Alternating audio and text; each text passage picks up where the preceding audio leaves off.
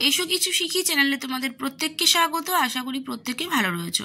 আজকে আমাদের আলোচনার বিষয় হলো সপ্তম শ্রেণী ইংলিশের রিভিশন লেসন নিয়ে আজকে আমরা আলোচনা করব।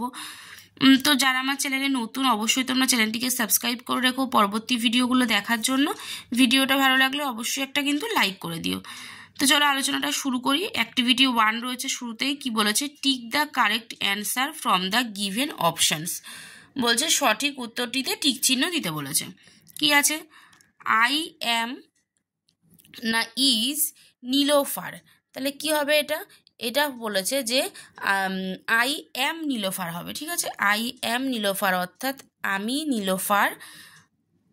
আই অ্যাম না ইজ এ গার্ল, তাহলে এটা হবে আই অ্যাম এ গার্ল অর্থাৎ আমি একজন মেয়ে। নেক্সট বলেছে আই স্টাডি ইন ক্লাস 7, আমি সপ্তম শ্রেণীতে পড়ি। দেয়ার ইজ না আর 40 স্টুডেন্টস ইন আওয়ার ক্লাস।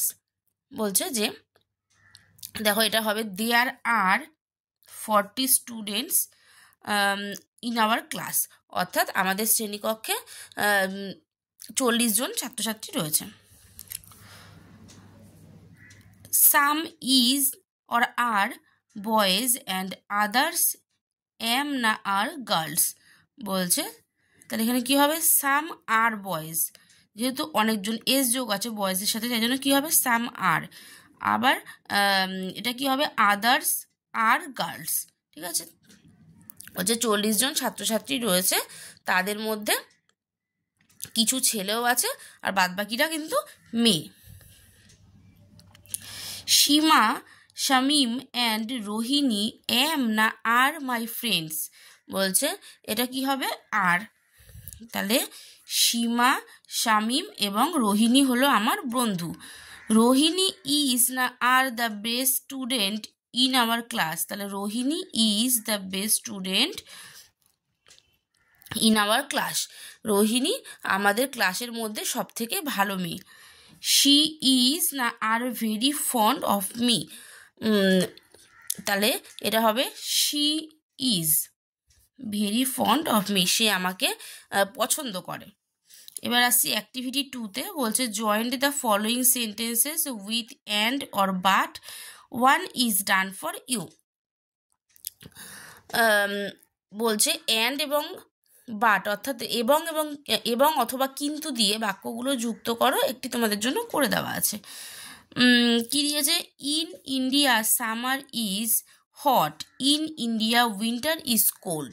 তাহলে এটাকে জয়েন্ট করলে কি লিখবো? In India summer is hot but winter is cold. ঠিক আছে, যে ভারতবর্ষে গ্রীষ্মকাল হয় গরম কিন্তু শীতকাল হয় ঠান্ডা।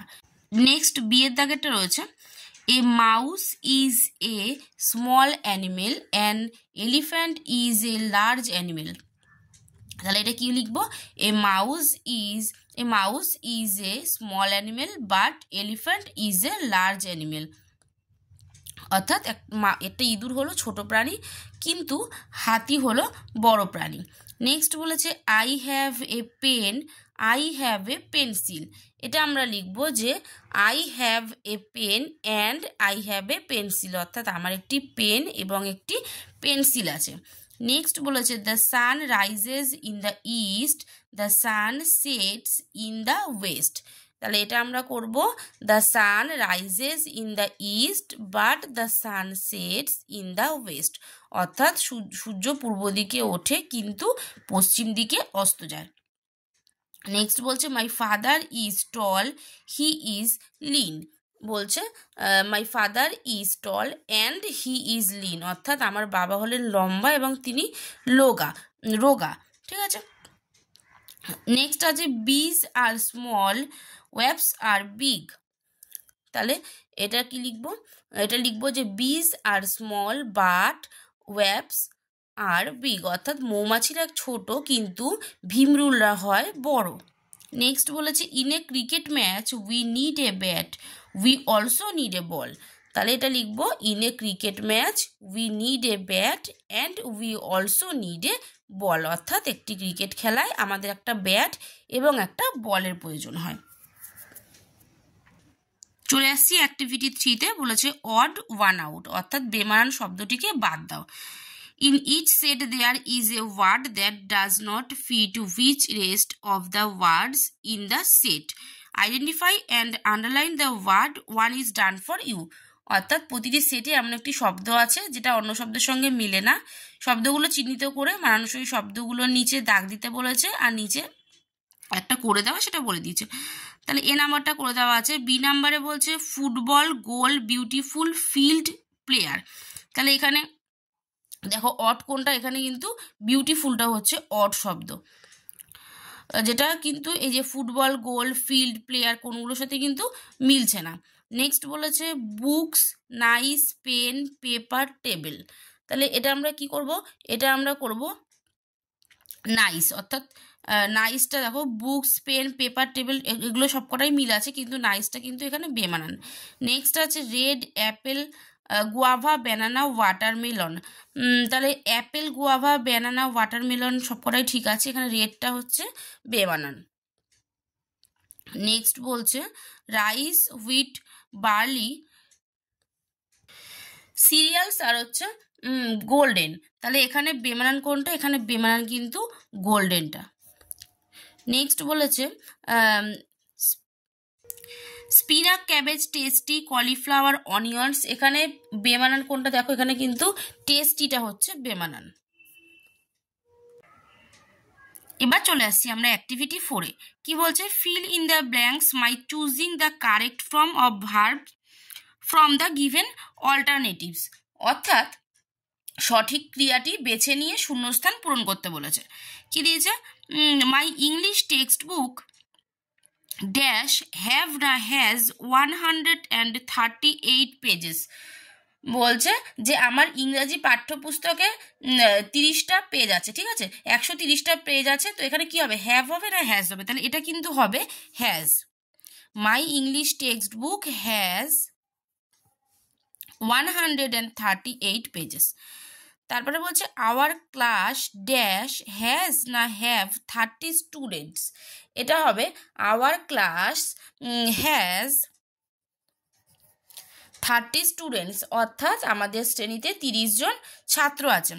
নেক্সট বলেছে মাই স্কুল ড্যাশ হ্যাভ না has a big play ground.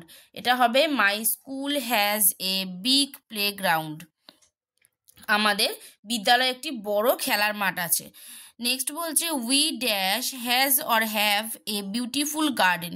তাহলে কি হবে, উই হ্যাভ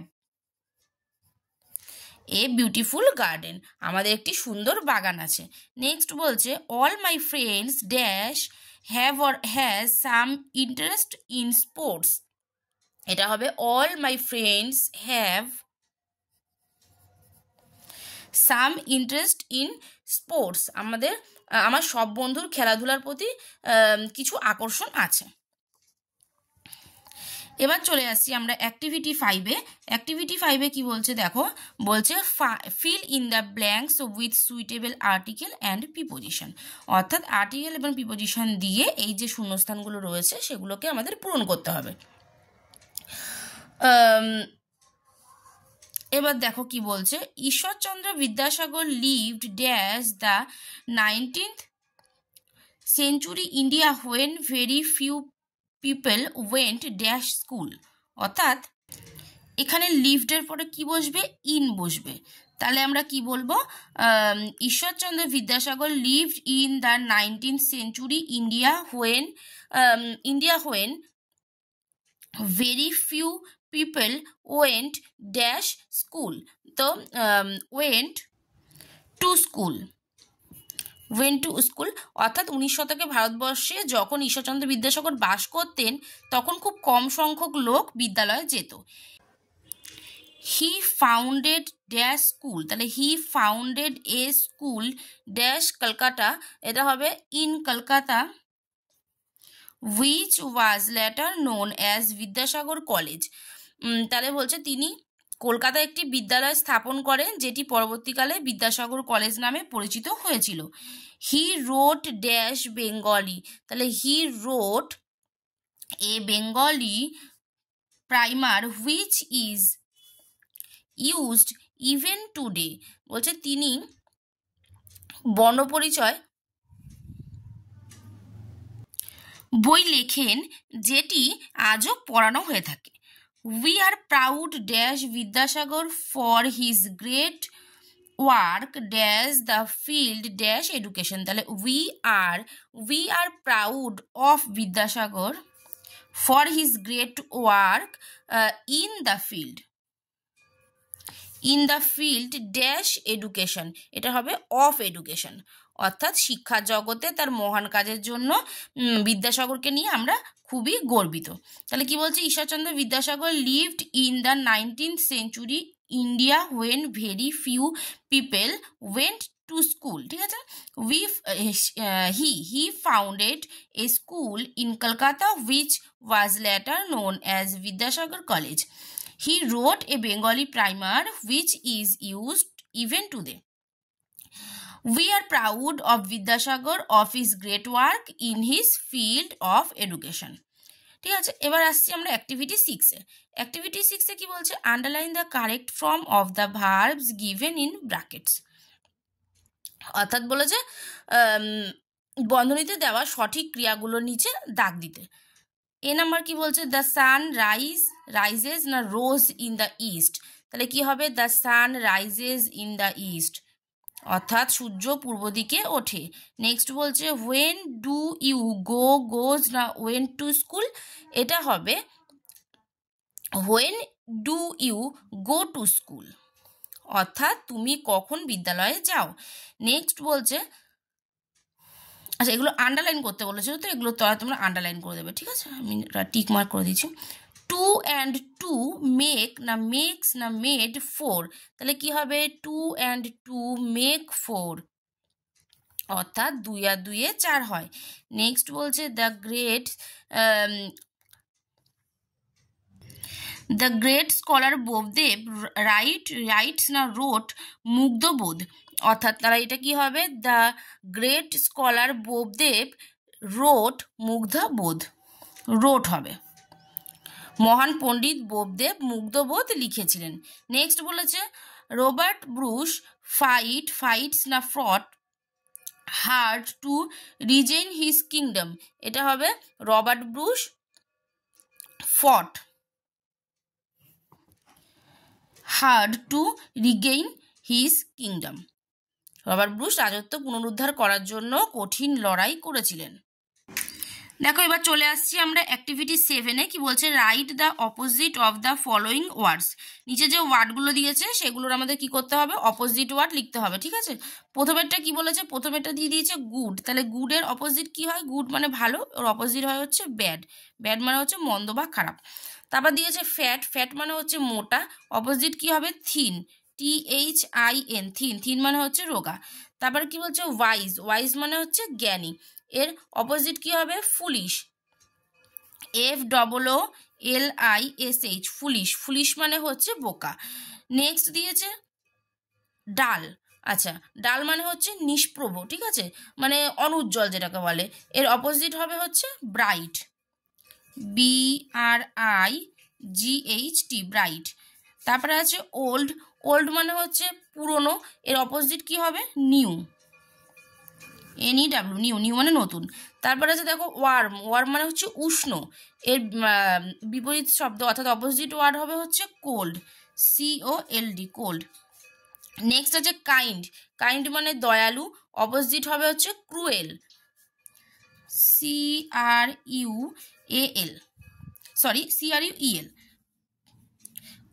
ক্রুয়েল মানে হচ্ছে নিষ্ঠুর। নেক্সট আছে হ্যাপিটা কি হবে, হ্যাপিটা হবে হচ্ছে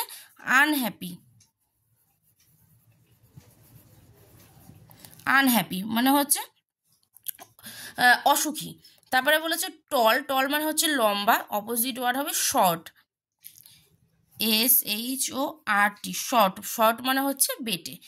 তাহলে অ্যাক্টিভিটিটা কিন্তু অনেক বড়, তো সেই কারণে আজকে আমরা 7 অবধি করলাম। নেক্সট পার্টে আমরা অ্যাক্টিভিটি 8 থেকে শুরু করব। তো যারা ভিডিওটা দেখছো অবশ্যই প্রত্যেকে ভিডিওটা একটা লাইক করে চ্যানেলটাকে সাবস্ক্রাইব করে রেখো পরবর্তী ভিডিওগুলো দেখার জন্য।